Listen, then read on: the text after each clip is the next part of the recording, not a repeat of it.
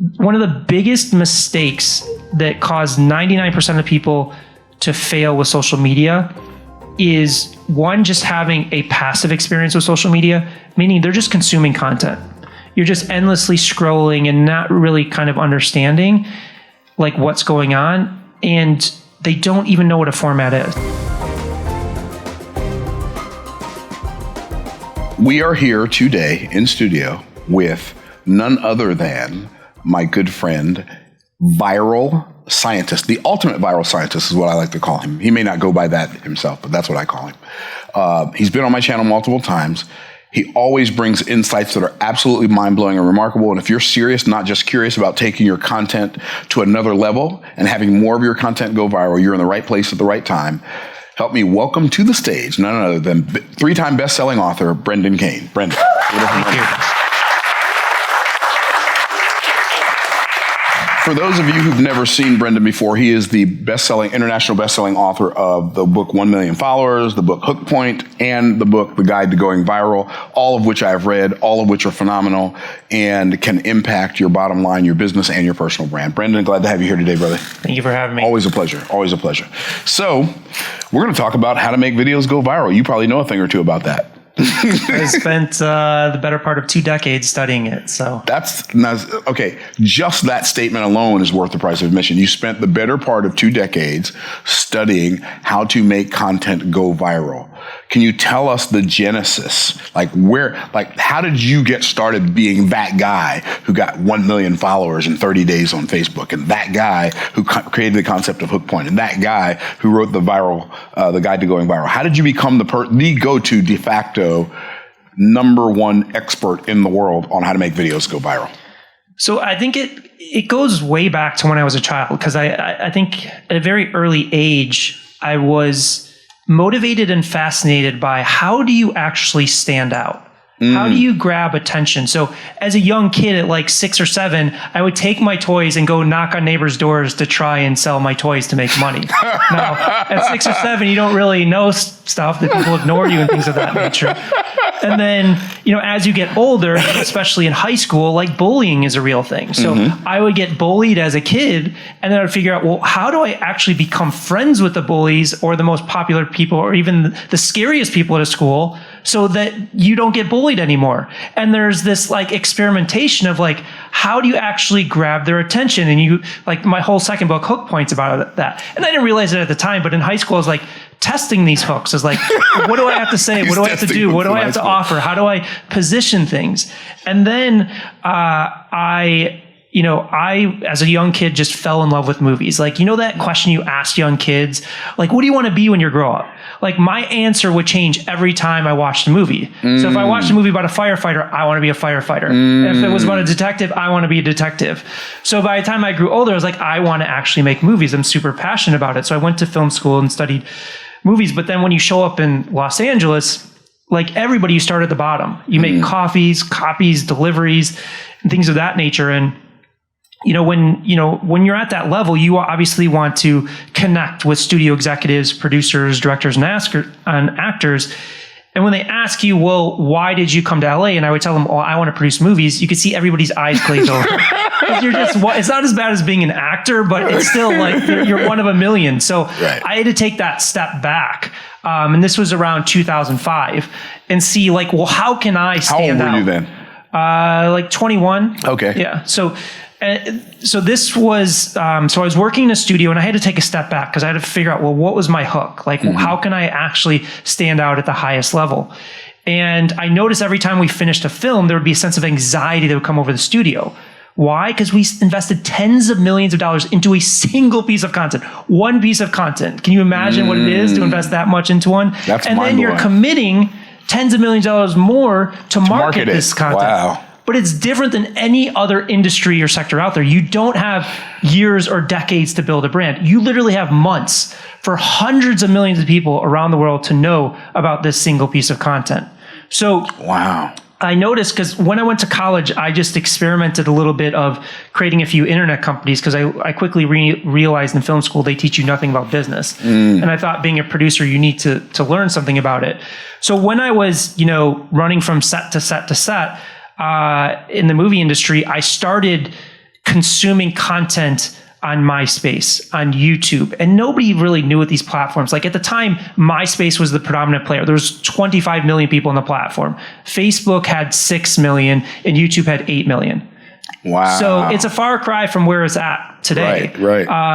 And I just kind of saw these. And there was no such thing as an influencer. There was no such thing as a YouTuber or any of those. They were just literally people in their bedroom with web cameras creating content, reaching millions of people. And I was like, well, there's got to be something here because none of the studios were paying attention to it. So I went to the head of the studio. It was for a movie called Crank with Jason Statham. It was around 2006. And it was a action movie, but it had like a $12 million budget, which seems like a lot of money, but typically for a studio, it's like 100 million plus. So I went to the head of the studio and I just said, listen, there's all these people on this platform called YouTube that are reaching millions of people. I want to engage them and have them interact with the stars of the movie and interview them and put them in their movies. And the head of the studio was like, no, what are you talking about? Like, what is this thing, YouTube? He didn't even get it. And I was like, well, it's not going to cost you any money. And the potential is reaching millions of people for free. And he's like, okay. I'll try. He's like, okay, sign me up for that one. So I just made a list of the top YouTubers. And again, they weren't YouTubers at the time. And I just DM'd them. I said, do you want to interview a movie star? And I got like 5 of the biggest ones at the time to do it for free. That's crazy. This was in 2006. So it was the first ever influencer campaign on YouTube. And it was a massive success. So from making coffee copies and deliveries, I obviously forged my way up the chain to start creating the first social media divisions of these movie studios. But that translation of fascination as I was growing older of like, how do you stand out? How do you gain attention? Just crossed over to social media because it's one of the biggest platforms, and nobody knew at the time, but it is the biggest platform and it is the biggest fight and competitive nature for attention. It really is survival of the fittest on these platforms for who can really garner and hold that attention. Wow. So tell me, so you told us about this movie Crank. So did the work that you did on social media platforms, getting those influencers to interview those movie stars, did it help the movie like succeed? Yeah. So the budget was 12 million. And I think the movie grossed just at the box office like 44, 45 million. Wow. But that was, and at the time, most revenue from movies actually came from DVD sales. Now that's not anymore. It's like streaming revenue. So it was very profitable for the size of the movie. Wow. Yeah. Because it was like almost 4x revenue. Wow. That's crazy. Yeah. And it was so successful that they greenlit a sequel to the movie off of it. Wow. That's powerful. Like that's what's up, y'all. Think about that. Isn't that great? So Brendan, that just gave me chills. We're talking to the guy who created promoting movies on YouTube. That's mind blowing. Anyway, it's mind blowing to me. It may not feel that mind blowing to you. Well, I mean, it's crazy to think about what influencer marketing is today because nobody took it seriously. It wasn't even a thing at that point. It didn't even exist. No. But you got this idea, you thought, we put this with that, then maybe we'll have something. Wow. And so it had like a chemical reaction. Yeah. I mean, from there, then I didn't stop. I actually created the first influencer technology platform on top of MySpace because I saw that, like, if you remember back MySpace, it was all about customizing your profile. And like, you can like change your backgrounds and put your favorite products and posters and movie trailers. But because at this time, there was no such thing as Facebook ads. There was no such thing as YouTube ads. These things didn't exist. So they like MySpace and these others were relying on third-party banner ads, which is like 1/100th of what these platforms make today. But they were missing the point. There was what was essentially the first, peer-to-peer marketing through social media, but people telling friends, I like this product. I endorse this product, but nobody was monetizing it. So I just built a technology layer that can monetize that consumer to consumer interaction. The challenge was this was like 2007, 2008. And again, influencers didn't exist at that time. So even though the performance was, 10x what other advertising was doing, the market just wasn't mature yet. It's not the multi-billion-dollar industry it is today. Gotcha. So for people watching this, now it exists. So because the concept of an influencer exists, and because like it's common for any brand of any kind, movie, product, opportunity, whatever, to use social media platforms to grow, because it's popular now, does that make it easier or does that make it harder? Definitely makes it harder. It makes it harder. So, and what we can go through is 99% of people that are trying to reach, achieve certain goals of social media are failing, and they're failing because of a few different factors. I think that the biggest one is if we look at the shift of where I started in 2005. So we're talking 25 million people on MySpace, 6 million on Facebook, 8 million on YouTube. Then we jump 2010, where we hit our first billion users. 2015, we're at 2.5 to 3 billion. 2020, we're at 4 billion, and today we're at 5 billion people on YouTube. No, across all these platforms. Across all social media. Okay, so 5 billion. 5 billion people from 40 million. So that's there's a massive shift from where it started to where it's at now. And what is that shift? Well, that shift is that competitive nature for attention, because there's so many people creating content. So along the way, there's been certain thresholds that dictated certain things. And one of the biggest shifts was the invention of the social media algorithms. Now, what was the purpose of the algorithm? Well, as more people got onto the platform, the more the more content was being produced. And as if any one of us opened up our favorite app right now, it doesn't matter what it is, TikTok, Instagram, Facebook, YouTube, there's literally about 150,000 pieces of content it could seed to you based upon all the content that you've engaged with and the people that you subscribe to or follow. Now, obviously, it can't seed you 150,000 pieces of content. It has to prioritize. Well, what is the content that I'm going to seed to this person that has the highest likelihood to keep them on the platform longer so we can serve more ads?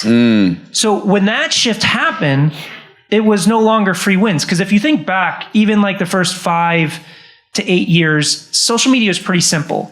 You get somebody to connect with you, whether it was, a follow, a subscriber, a friend, you post something and people see it. But as there's more content coming onto these platforms, these algorithms have to prioritize, which content am I going to seed to this person that's going to keep them on the platform longer? So as more people became on the platform, more ads were served or more content was served, it became more cutthroat. So if we think about 150,000 pieces of content, your one piece of content is competing with 150,000 choices that the algorithm can seed to it. Wow. That is the level of competition. Crazy. Now, and that's 150,000 how often? Every day? Every time you open the app. I mean, that's mind-blowing. There's between all social media channels, there's about 1 billion pieces of content that are uploaded every single day. So it's that level of competition. Now, one of the things, and there's a lot of frustration with content creators, especially ones that started early on, because before it was a lot easier. If you just post and you post a lot, you get more visibility and you succeed. But as there's more competition and the algorithm became stricter and stricter and stricter, it was, again, it's survival of the fittest. And one of the frustrating things that the creators will say, well, my account's shadow banned. 99.9% of the time, your account is not shadow banned. The reality is your content is not grabbing and holding attention longer than the other 150,000 pieces of content it could seed to you. Or the other thing to say is, the algorithms are out there to get me to suppress reach on purpose, to get me to pay for boosting posts. There's 2 reasons I can definitively tell you that's not true. Number one, I've managed over $200 million of advertising spend over the course of my career. They don't make money off of people boosting $20 on a post. They make money off the brands and corporations that are literally spending billions and billions of dollars a year. On top of that, if that was the case, Mr. Beast would never exist. That teenage influencer that you see down the street with millions of followers would never exist. Only people like Coca-Cola or Apple or these people would have all of this success. So there's a lot of frustration and myths and lies that people are being told or telling themselves that's really preventing and holding them back from success. So, and it seems like, and I'm not sure if this is correct or not, but it seems like personal brands like Mr. Beast, like Casey Neistat, like Veritas, personal brands are outperforming those big brands, even though they're not spending money on ads. 100%. You want to know why? Yeah. No, I don't want to. Y'all don't want to know why, do you? So there's been kind of an evolution, and again, doing this for 2005, I started in the Fortune 500 world, and I've seen this. The first evolution of brands and corporations is, let's just repurpose our assets that we created for television and put it on social media and expect it to perform. When in reality, they're completely different dynamics and behaviors of those. Then the wave that we're in right now is, okay, I realize I can't just take a traditional creative asset and put it on social media, even though there are some brands that still do it. The mindset today, majority, is I'm going to use the same creative model and the same creative process that was designed pre-social media to create creative assets and try and apply it to social media. And again, the dynamics of storytelling in these platforms is fundamentally different. There's different nuances to how we need to hold attention, tell a story through these platforms. So that's why you see creators like you mentioned, Casey Neistat or Mr. Beast or Mark Rober or Veritasium. They have grown through these platforms. They didn't learn creative before social media. They learned creative on social media. And social media follows a creative model to success. So a lot of people think like virality or success on social media is just pure luck. When there's an actual science to it, there is a formula to it, and that formula can be replicated. I know this because the past 6 years, we've built our own creative model, and it's generated over 60 billion views, 100 million followers, and $1 billion in revenue for the people that have used it. And it's used in any industry or sector. It doesn't matter because it's the foundational storytelling elements. If you master that, you will have success. And that's where brands and corporations get lost, is they're stuck in the past of how they produce content. Wow. So when you say a particular storytelling format, what is the particular storytelling format, or are there several? Great question. So let's just define what a format is, and then we can go through some examples. So a format is a well-researched, repeatable structure or blueprint that's proven success time and time again. So just think about it as like a container or structure that you can put your message, product, or service in. Now, before we get to the social media examples, let's think about one that everybody will know, which is movies. For the past 100 years, almost every movie follows the same format, which is a 3-act structure. Okay. Why do they follow that format? Yes, why? Because it works. Because it works. Why reinvent the wheel when something works? So what do directors do is they spend their career mastering that format and the nuances within it. Now, some people will say, well, Brendan, that sounds great, but I'm here on social media to be authentic. I'm here to be original. And formats, they sound interesting, but I think it's going to restrict my creativity. But if we think about movies, like Steven Spielberg, one of the best storytellers of all time, you have E.T. versus Jaws, distinctly different. Indiana Jones versus Saving Private Ryan, distinctly different. You have Lincoln versus Schindler's List. Like, these stories all feel authentic. They feel original. But what he's doing is he's spending his entire career mastering all the nuances of how to tell a story in that format. And are you saying that all of those movies follow the 3-act structure? Yes. So can you tell me what the 3-act structure is? Yeah, so basically there is an inciting incident. So you'll see that in the first few minutes, something will happen to the character. Like their world is like flipped upside down. Okay. And then they're trying to, figure out like what does this mean for me? What direction do I take? Like if you think about Jaws, what happens in the first few minutes? This shark attacks this woman, and then what happens is I think it's Sheriff Brody, uncovers this thing, and then he's on this journey of like what's actually happening. And then, you hit plot point 1, which sets them on the journey of like, well, how am I going to actually fix this. And there's all these events, this wave of events that keep happening. Things, people getting attacked, then coming to a realization, people getting attacked, coming to this realization, and then it leads to the third act, which is the climax of the movie of like they're getting to the point where they're out in the water and they're actually gonna kill this shark. So it's a structured, formulaic way of telling that story. Now, if we think about social media, like to your question, how many are there? Well, our team's done 10,000 hours of research at this point. And this isn't like a Malcolm Gladwell's 10,000 hours. We've actually logged 10,000 hours of research. Wow. And at this point, we've analyzed over 300 formats, but we're adding more. Within 2 months, we'll be at 500. So just to say that there are a lot of options out there. So let's just kind of go through some. Go ahead. Before you go there, though, because you gave me the first one is the inciting of some kind of incident. Then there's plot point 1, plot point 2, and then there's a climax. Plot point 1 is the inciting incident. Plot point 2. No, inciting incident is the first thing. So in Jaws, it's when that first shark attack happens in that first minute. There's an issue here. This town is going to be flipped. That sets up the three act structure. Yes, it sets the journey of the entire story that's going to happen. And then act number 1 is plot point 1 is plot point 1 is the main character goes on a journey. So he's thrust into this thing of like the entire first act. In first act, he's like, what is the problem? It's uncovering like how big is this problem? Okay. And then it comes to a head where it's just like we need to kill this thing. Okay. So then he assembles the team, they get onto a boat. And then is this still part of the first act? So when they get on the boat, it's past the first. Up until they get on the boat, it's the first act. Okay. Then they get on the boat, and that goes from the first act through to the end of the second act, and then the climax is. And the second act, what's it like? If the first one is okay, what is the problem? What's the second act? They're on the boat and they're trying to find the shark, figuring out what's going to happen. They're on their mission to solve the problem. Yes. Okay. And then the third is the climax of like, is this thing going to kill us? Is the problem going to solve us, or are we going to solve it? Yeah. Okay.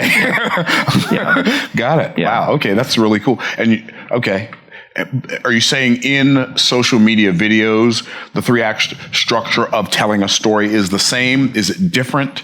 It doesn't. I'm not saying that there's formats out there that don't do it, but I wouldn't apply the 3-act structure to social media. Gotcha. You would not apply the 3-act structure to social media because you apply a totally different format, such as. So there's lots of them, but let's just start at the simplest one that probably everybody's seeing is Man on the Street, which you were in a super viral video. I think it's like 130 million views. So that's on the School of Hard Knocks. So Man on the Street is you approach a random stranger on the street and a story unfolds. Okay. So you're in School of Hard Knocks, and what they do is they approach people on the street and ask them about like their success, their business success, business tips. Mm-hmm. But I have a friend and a client, Alex Stemp, that's used it for photography. He amassed an audience of 20 million people, where he approaches random strangers on the street, offers them a professional photo shoot, and you see that story unfold. You see it in real estate, like Caleb Simpson does like home tours, approaches people and be like, hey, how much do you pay for rent in New York? Let me take you on a tour. So that is an example of a format. It's a storytelling format where you're engaging with somebody and the story unfolds of that level of engagement. Now, again, the big thing with formats is they can be used, like a single format can be used in any industry. So people get caught up in looking for like an apples to apples comparison. Like again, you were in School of Hard Knocks, but then, which is business, but that same format is then used for, like there's a fitness channel, Body by Mark, which approaches people on the street and says, well, you look fit, what is your exercise? Or Caleb Simpson that uses it real estate, or Alex Stemp that uses it for photography. I've seen guys go up and just start talking to people and say, hey, do you mind if I play you a song on the guitar? Exactly. Same thing, Man on the Street. So like, again, if you go back to movies, that 3-act structure, it's used for sci-fi, it's used for horror, it's used for drama, it's used for action. So when we look at formats, we're paying less to the message and content in it and more about the context of how to deliver it within that. So another one that you've probably seen is called 2 Characters, 1 Light Bulb. So it's where it's the same person plays two different characters. 𝐉𝐸 𝐉𝐸. So she breaks down like she's an airline passenger. Her flight gets canceled, and she's interacting with the gate attendant about what her kind of contractual rights are, or like AirPods. Like if AirPods get break, she plays the Apple representative and the smart consumer, and they're basically breaking down a misconception. Mark Tilbury uses that as well. So that's another one. Another format is visual metaphor. So Dr. Julie Smith is a clinical psychologist, and she breaks down things like PTSD, anxiety, panic attacks by using visual metaphors, like a waste paper basket that's overflowing with paper. She's unpacking like how trauma therapy works, where she takes each piece of paper out and neatly folds them and put them back so the basket's not overflowing. So there are hundreds and hundreds of these formats. So one of the biggest mistakes that cause 99% of people to fail with social media is, one, just having a passive experience with social media, meaning they're just consuming content.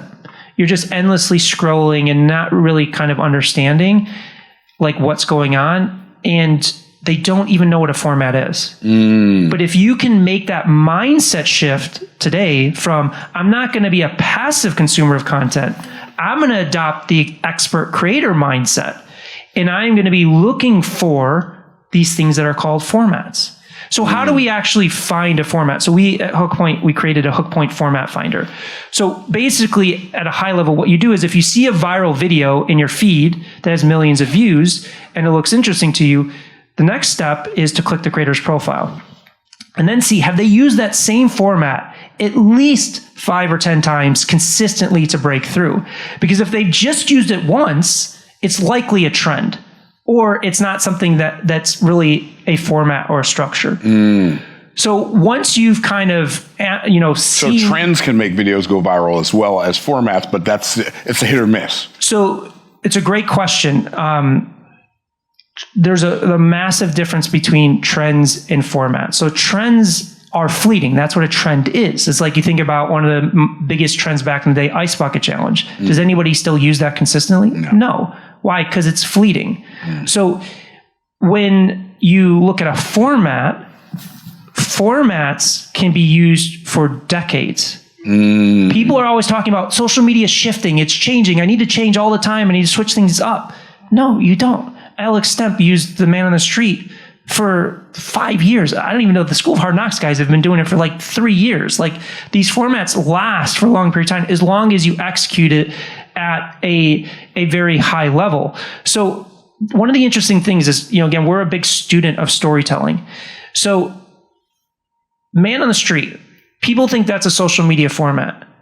It was invented in 1954 for late night television. Wow. And then you've seen even like, Jay Leno back in the day, he would have jaywalkers.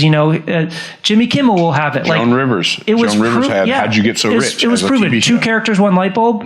I'm not sure who invented it, but you know who did it before social media? No. Mike Myers and Austin Powers. Remember Dr. Evil and Austin Powers?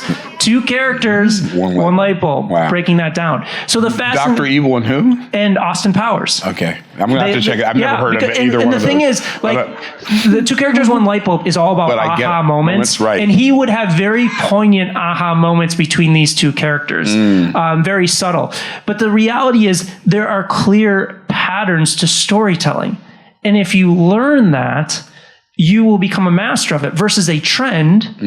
If you keep switching the goalpost, like, how are you going to become a master? It's like if we decided we're going to learn a musical instrument, there's 2 paths we can take: the trend route, the format route. The trend route says week 1, we're going to learn the guitar. Week 2, we're just going to switch to the piano. Week 3, we're going to switch to the violin. And week 4, we're going to switch to the drums. Versus, how do most people master musical instrument? Well, they follow the format. It's like, we're going to stick with the piano and we're going to learn it for a year or 2, and that's how you get good at something. Right. So that's really the big difference. Is there's so much talk about trends, but the reality is trends don't set you up for long-term success because it doesn't allow you to become a masterful storyteller.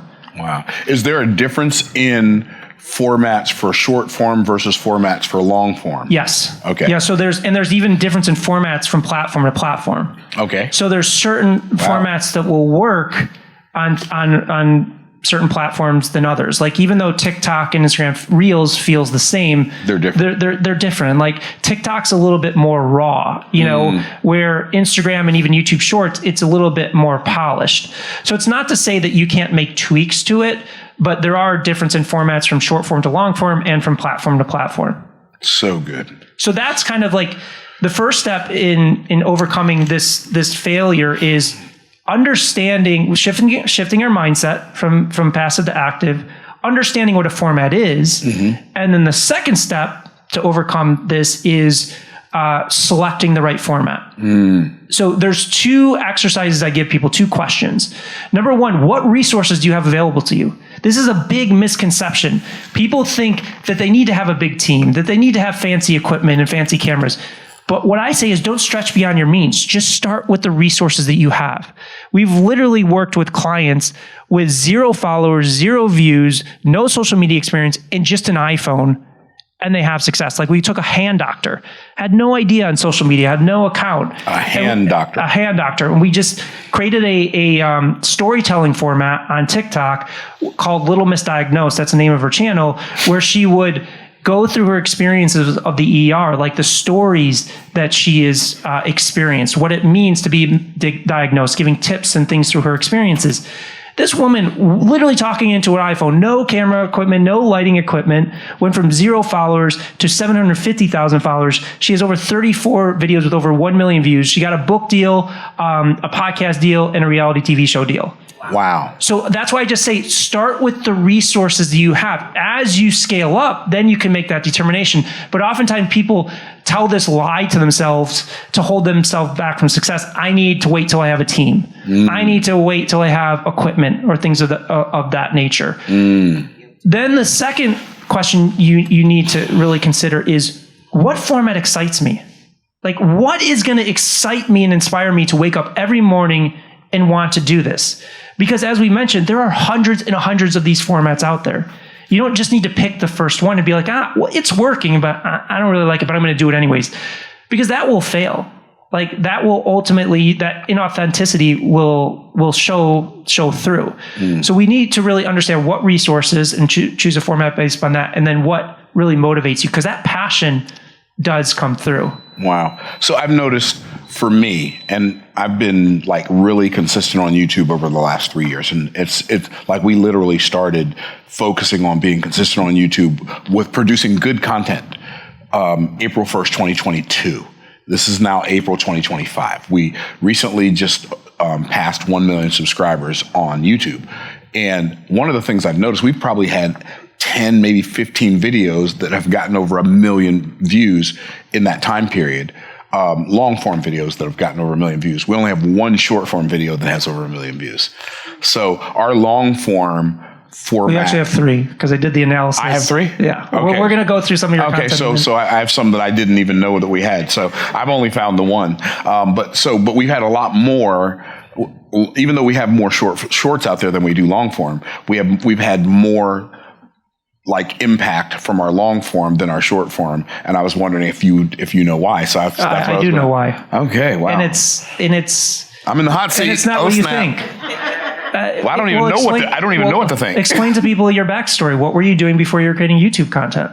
You were I was in ministry. I was a speaker, and but you were doing what? Two sermons a week? Oh, as a pastor, I was doing 2 to 3 sermons a week for decades. And what did you have to do? You had to come up with original content each time? Every time, yeah. So what is the format that you do up here? I have to come up with original content 2 times a week. So you did it for decades. I did it for decades. So that's why this format feels natural. So easy to me. Wow, it feels natural. It fits you. You're doing an educational lesson format, which is essentially what pastors do. Is they're teaching lessons in a long form format, and you have decades of experience. Now, if you would have tried before social media, I was doing it like Now, if you would have tried to do like a YouTube series where it's more teleprompter driven or more like listicle or things of that nature, it probably wouldn't really fit. But you intuitively, in your years of being a master educator, master communicator, you found your match to that. Now, there's certain things that you can do to optimize it to take it to the next level, but you have that foundation. Gotcha. And so basically, I just turned the camera on something I was already like used to doing, good at doing, and like doing. Yeah. And that is the important thing of like finding the right format for you. Because again, you know, there's hundreds of these formats out there. Like, you know, for 99% of people, I'd never recommend what you do because they don't have your background. They don't have your experience. So that's where it's just being really honest with yourself before you get into it. Like, I'll give you an example, like to be fully transparent is, you know, we've done, you know, 10 research projects on Man on the Street. I tried to do it myself. I didn't like it. It was not my personality. Like, I don't want to be running around a city for 2 or 3 hours, approaching random strangers on a street and interacting with them. I admire the people that could do it because like the content you can get out of it is, but that's just not my personality. You know me, I'm pretty low key. Like, I'm not, that's just not my. Excuse me, sir. Excuse me. Exactly. I can't see you doing that. No. So again, it's really finding that match there. So that's really the second step is how do you find the right format for you? And then the third one is the most important, and this is what 99% of people don't do, is they'll look at Man on the Street. They'll look at you. They'll look at visual metaphors. They'll look at 2 characters, one light bulb, and they'll say, I see what he's doing. He's just turning on the camera and he's just talking. But they don't analyze, like, what is the difference between the ones that get millions of views and the ones that get tens of thousands of views. So again, going back to my career or starting in film school is like, what do you do in film school? Like, you sit down, you watch classic movies, you break them down, you talk about, you learn how to write a screenplay and things of that nature. So at Hookpoint, we developed a proprietary system to decode virality through a format, and it's called gold, silver, bronze. And basically what we'll do is we'll take a format. There's another one that's super simple that everybody can look at. I don't know if you know Robert Croak. He's the founder of Silly Bands, but he uses a format called walking listicles. Oh yeah, I'm familiar with walking listicles. Yeah, he walks around the block with an iPhone, super simple in terms of production. And then he's like, well, do you want to be the first millionaire in your family? Here's 3 tips. And he's breaking down like 3 tips based upon his experience of walking around the block. So most people will look at that, or they'll look at you, or they'll look at Man on the Street and be like, oh, I know what they're doing. And he's got millions of views. I'm just going to do that. But if you don't sit there and take 5 to 10 of the most successful ones, which we call the gold standard, 5 to 10 of the average, which is the silver, and 5 to 10 of the underperformers, and look at the difference, like what is happening between those high performers and those underperformers. And these are contextual things. These are like what's happening in the pacing, what's happening in the hook, what's happening in the thumbnail, the title, the facial expressions, the body cues. Like there's a question before we started, like what is the optimal length? Like they were saying, well, Myron's killing it with long form, but we can look at a 45-minute video that you did that generated, 1 million views, and a 45-minute video that did 40,000 views. So we know the length isn't the performance driver. You need to knock out those things that don't show up. Like some people may say, like, oh, let's say somebody's wearing a red hat or you're wearing a red shirt. And they say, well, you're wearing a red shirt. That means it's going to go viral. But if we cross-analyze between a high performer and a low performer, and in both of them you're wearing a red shirt, then we can knock that out. And that's the important part of the process of like, what are the things that you do differently or that the creator does differently in the high performer versus the low performer. And I pulled some videos that we can walk through and some thumbnails, and we can kind of walk through if we can pull up the Instagram ones now, if that's okay. Just to kind of just do a little exercise. So what we're going to do is I pulled Instagram videos of me or of you. Of me. Yeah. So we're going to start. We're going to start with a low performer, and then we're going to watch a high performer. And we don't need to watch the whole video. Just like 20, 30 seconds enough. So this first video has 11,000 views on Instagram. So let's watch this one and pay attention as we cross analyze these. To have this transformation, I'm going to step into my new awareness. Most likely you can click the video itself and probably drag it to the beginning. To have this transformation, I'm going to step into my new. All right, let's just refresh it one more time and just try and hit the unmute button as quick as possible. But I really want you to pay attention to the first 5 or 10 seconds of this. Set an intention to have this transformation. I'm going to step into my new awareness. I'm going to make the new thing that I became aware of, I'm going to make that my experience a reality.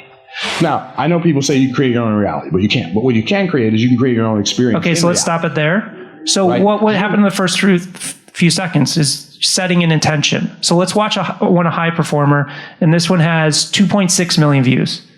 Instead of kicking our children out when they're 18, they come to work with us in our family business. And then when they get married, we give them a house so they don't have a mortgage, and a family business so they don't have to find a job. And then we teach them. And so what happened? What was the difference between the two in those first few seconds? In the hook. I think, I don't know, man. I don't know. Okay. I was talking. I think they captured me like really at the beginning of a thought, or what you would call a hook in the second one, but the other one's just kind of setting up a thought. It's what it seemed like to me. Okay, so. Can we refresh this one again and just watch it one more time? Instead of kicking our children out when they're 18, they come to work with us in our family business. Okay, stop there. Imagine instead of kicking our children out at the age of 18. Right, that's a really big. That's a really strong hook. On top of it, what you're talking about is there's a massive perspective shift. Right. Because you're going against the grain of what most people do. Now go back to the underperformer. You set an intention to have this transformation. I'm going to. Okay, so what does that mean? Awareness. I don't know, because it edited my editor edited something out, so I don't even know what. Exactly, but that's what's happening with the viewers. Right? They don't know what's right. If I don't know what I said there, how are you going to know what I said there? But exactly, there's not like a reason to stick around. Like again, we're talking about the first few seconds. Like if we're not setting an expectation and not being like, you need to watch this video because it's something different that you've never heard before. Like setting intention, we've probably heard that a million times. Right. Talking about shifting the dynamic of not kicking our kids out of the age of 18, but setting up a business for them. And then giving them a house instead of them having to have a mortgage. You're talking about a whole bunch of stuff that people have never even thought about. In the same instance, you're providing unique and different value across the board in both of those in the subject you're covering. But it's the context of how it shows up that dictates whether the viewer thinks this is worth my time because it's not something I've heard before, so I'm going to stick around. In addition, it's breaking the pattern. Like, because we're endlessly scrolling, we have to find a way to break that pattern. So if we can go to let's do this one more time if you guys want to do it. A different video or same ones? No, two different videos. So this first one has 20,000 views. Around your offer. What does that mean? You have to stop using insider lingo on the outside world. You have to stop using technobabble. You have to stop talking to people. I help people. Okay, that's enough. So simplify your offer. Right. Is the hook here. Now let's look at this one. This one has 5.9 million views. Paycheck. You deposit it into the home equity line of credit to pay down your mortgage. You then write all of the checks for your bills out of the home equity line of credit. You use money from your home equity line of credit to pay your mortgage. So that's good. So anybody have ideas of what the difference is here? When they say something, repeat what they said. So he's saying that they're not wearing a jacket. He wasn't wearing a jacket. Yeah, but the thing is you can point to other videos where he is wearing a jacket, so that's not the thing. So both of the high-performing ones were immediate paradigm shifts. Okay. Thought versus action. Thought versus action. Mass appeal. Mass appeal. So again, what is happening here is a few things. One, the high performer is, again, it's a massive perspective shift. But in addition, how many people own homes? Millions. Versus how many people have an offer? So you're talking to a larger audience. Well, it's not to say that you can't talk about offers, because I know that's a big thing that you help people with. But you're leading with language that 95% of the people don't connect with. Gotcha. So it's the high performer here is doing an amazing job of, again, as you said, perspective shift, but also you're tapping into something that a lot of people have. They have mortgage home loans, and they're like, you're teaching them something that they've never heard about mortgage home loans. With the offer, again, you're teaching them something unique, but the way it's framed and set up is 95% of the people don't know it. So one of the things that we help clients with in terms of going viral is called the generalist principle. How do we take our expertise, still target our core target audience and connect with them, but make it accessible and interesting to a wider possible audience? That is where virality comes from. Now, some people will say, well, Brendan, I just want to talk to my niche audience. I don't care. I just want to sell products or services. The challenges is what we talked about with the algorithms. They only care about how can I find content that I could see to millions and millions of people and grab and hold their attention for as long as possible. Now, if we're just doing the niche play, you're not even guaranteed that you're going to reach that niche audience, because remember, that core customer you're trying to reach, there's 150,000 other pieces of content that they could seed to it. Now you think about it like an example. The moment it's uploaded. Yeah. So you think about like Ryan Serhant, the real estate agent. He sells like $15 million to $250 million properties in Manhattan, New York. Like you couldn't get more niche in terms of the people that engage with him. But he plays the generalist principle by doing videos like, let me take you on a tour of a $7 million closet. Let me take you on a tour of a $250 million homes. Again, what is the format that predates that? The lifestyles of the rich and famous. So you see these repeating things, but he knows he generates tens of millions of views a month because he leverages this. And he knows if it's less than 1%, a fraction of 1% is his core target audience, he beats out every other luxury real estate agent in his market. He's even sold a $30 million property from YouTube. And then there's like a private jet company on TikTok and Instagram, Amalfi Jets, where their format is they play like crazy calls from clients with their requests and things of that nature. It generates millions and millions of views. However, it doesn't need to be all of it. It's like, I would rather be generating millions and millions of views and only 5% is that than getting 80% of my core target with 1,000 views. Because you're just still going to be a bigger number. It's just going to be a bigger number. So now if we can pull up the YouTube thumbnails. I just want to kind of, I think we've gotten to a place where we understand, or do you want to do one more short form? No, what I want to do, whatever you want. Let's pull up the thumbnails. I hopefully y'all got it. I got it. So again, if we were doing this analysis for Myron, we wouldn't just do this one video by one video. Like we would create a spreadsheet of 5 to 10 of the top performers and cross-analyze 5 to 10 for low performers. Typically, when we break down a format, like one of our researchers will spend like 13 to 15 hours like going through at a very kind of nuanced level. So we just kind of scratch the surface, but I just want to kind of show, like, I want to start training people's mindset to look at content so good differently. Yeah, man, you got me to looking at it differently, and this is my third interview with you. So can we pull up the thumbnail, the first set of thumbnails? Are you talking about those thumbnails? Because they're right behind you on the whiteboard too. If you want to go, you can go over.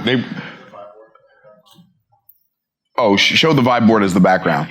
Again, I wanted to do this exercise because most people are not going to be in your boat where you have a lot of success. So I wanted to show a lot of times what we want to do is compare to other content creators. And again, we're just looking at a fraction of the story here because a lot of this is in the storytelling as well. But like thumbnails and headlines are kind of like an idea, understanding like the difference in hooks. So your video is a systematic approach to creating and sustaining lasting wealth. And the thumbnail is get fast, build wealth slow. Get rich fast, build wealth slow. Get rich fast, build. Versus what Alex Hromosy is, if I wanted to become a millionaire in 2024, this is what I do, full blueprint. And then he just has a full guide. So what is the difference between these two? Does anybody have? It looks as if he's giving you the information right as you're looking at the thumbnail, which intrigues you to check out and see if any of that information is valid towards you. So giving the information up front? People are probably searching if they want to become a millionaire in 2024. People are searching for it? That's the same thing as the short format videos. The pace at which they can self-qualify and say, I need this, I don't know if I need that just yet. Self-qualifying? I see get rich fast all the time. Get rich fast. You see get rich fast all the time?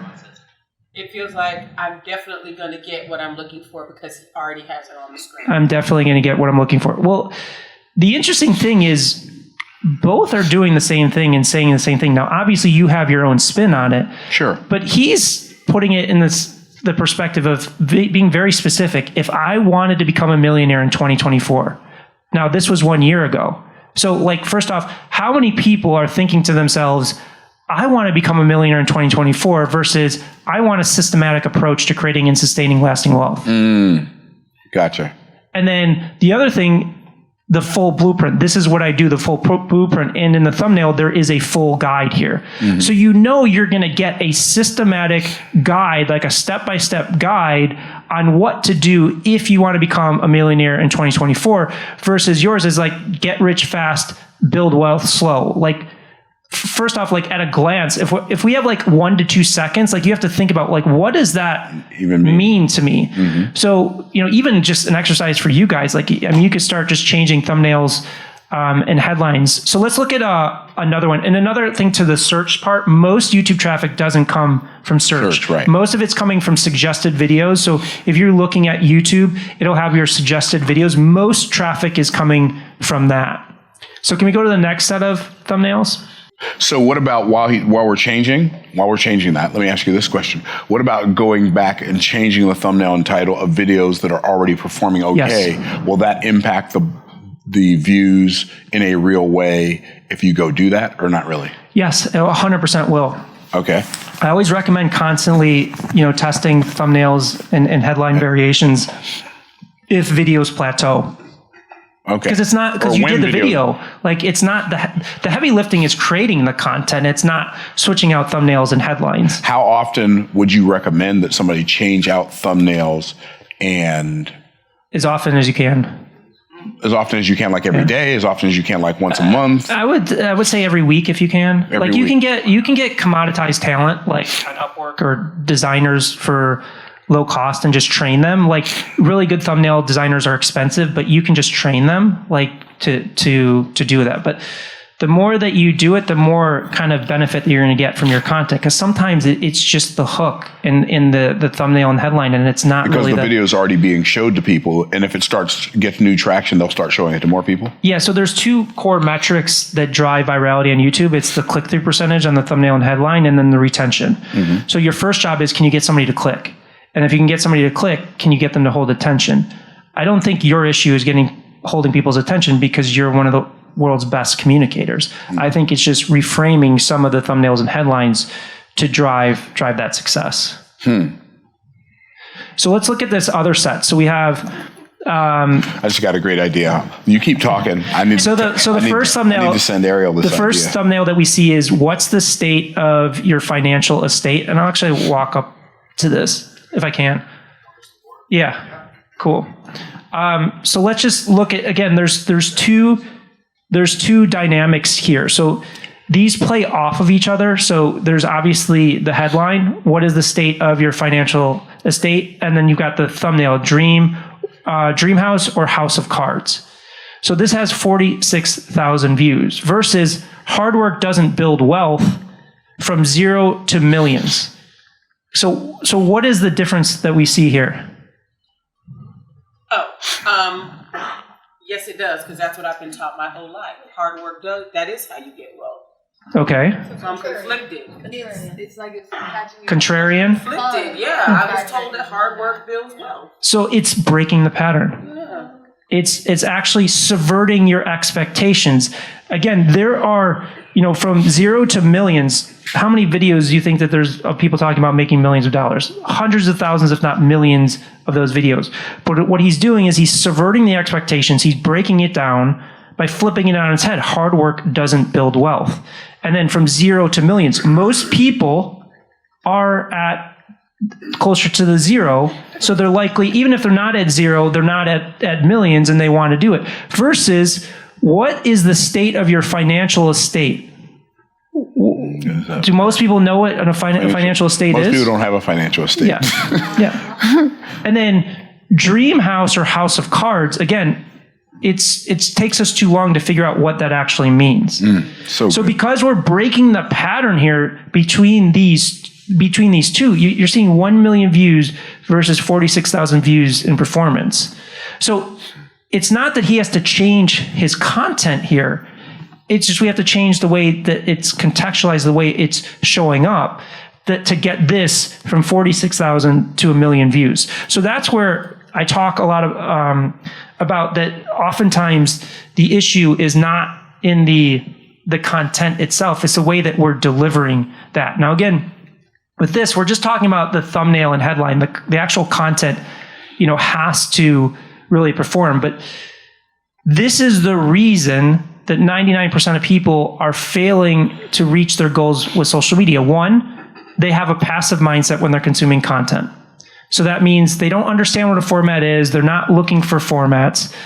Step two, they're not selecting the right format if they know what one is, because they're stretching beyond their means. They're choosing something that's inauthentic, that doesn't really excite them. And step three, the most important part, they're not analyzing their content or other people's content to understand, what is the difference in storytelling between a high performer and a low performer. And again, like, I just did these short little exercises, like it goes much deeper, good. but just to kind of like start shifting the mindset. Again, like our team spent 10,000 hours only doing this, but I want to kind of just shift the mindset of like, to start thinking differently about creating content. Wow, that was a long form and short form master class. I don't know if y'all realize that or not. So last time you were here, you gave everybody a copy of your Guide to Going Viral book on one of the other videos. Is it okay if I give them that URL so they can get it? Yeah, so if they just go to hookpoint.com/Myron, they can get the guide. I thought it was / golden. We switched it this time. So it's / Myron. /Myron. Oh, sneaky. Yeah, and I'll give the link, and maybe they can put it below in the show notes. But yeah, hookpoint.com / Myron. Cool. I appreciate it. Give it up for Brendan, y'all. What a great conversation. Like, I literally, I do this every week. This is what I do.